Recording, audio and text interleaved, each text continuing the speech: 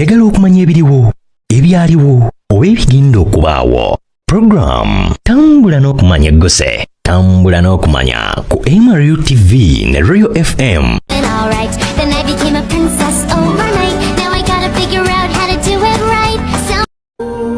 Rania Leira Nabaweesi ngono yazaalibwa omwami n'omukyala Kaweesi Abdul Hassan Bulnessa Nina Tongo Shamim Kaweesi ab'e Masaka mu ssaza ly'e Buddu mu ggombolola ly'Ekimaanya ekyawakuza mu disitulikiti ey'e Masaka.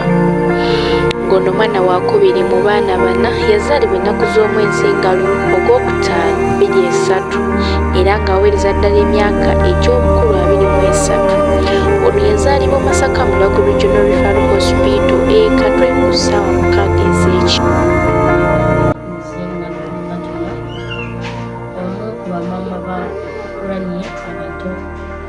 Rania ono mwana w'enkuze ndaba era natandika okubeera naye nga atandikiriza okwogera era mu kwogera kwe ebigambo ebimu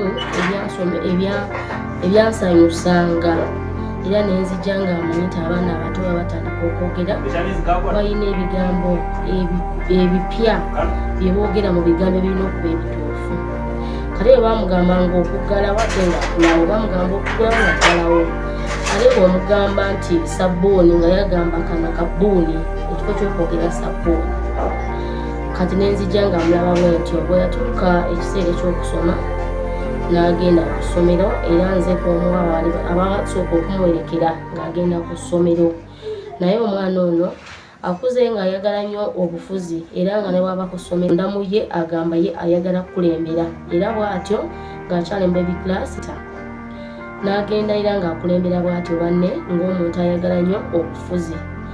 N'atambula mu myaka gye egy'obuto ng'alina ekintu ekiyitibwa leadership munda mu ye era n'agenda ne middle class bw'atyo ng'akulembera bwe yatuuka mu primary 1 okusinziira ku ssomero mwe yasomera nga wakyaliko nasale yokka. Atambula mu myaka gye egy'obuto ng'alina ekintu ekiyitibwa leadership munda mu ye era n'agenda ne middle class bw'atyo ng'akulembera bwe yatuuka mu primary 1 okusinziira ku ssomero mwe yasomera nga wakyaliko nasale yokka. Nga wano we yava ne yeeyongerayo n'emisomo gye ku ssomero lya Good Foundation Primary School gye yamalira ekibiina kye eky'omusanvu.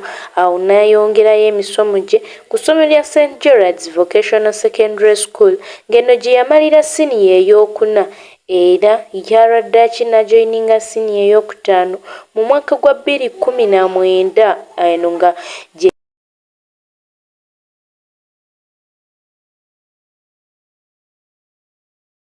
ey'omukaaga mu mwaka gwa 2020 ng'eno gye yava n'ajoyininga essomero lya KIP Kampala Institute of Health Professionals ng'omusawo era n'asoma certificate in pharmacy.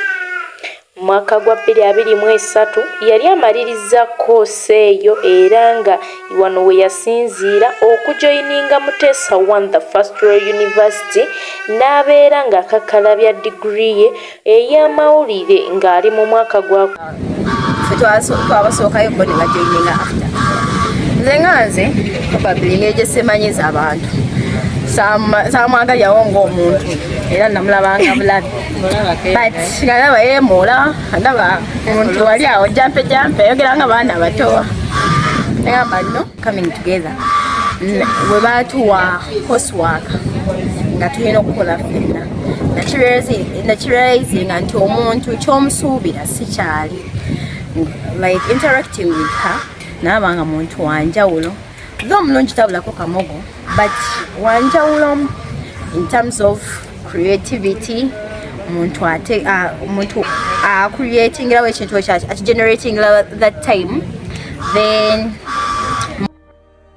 ng'oteeka ebyo Rania yeesimbawo mu mpaka za Miss Tourism Buganda Kyaddondo era n'ayitira mu kifo kya kusatu. Rania musawo mutendeke ate ng'asomye n'amawulire. Ku programu yaffe ey'olwaliro nno leero nkukyaliza omuyimbi amanyikiddwa era nga ategeerekeka mu ggwanga lyattu Uganda.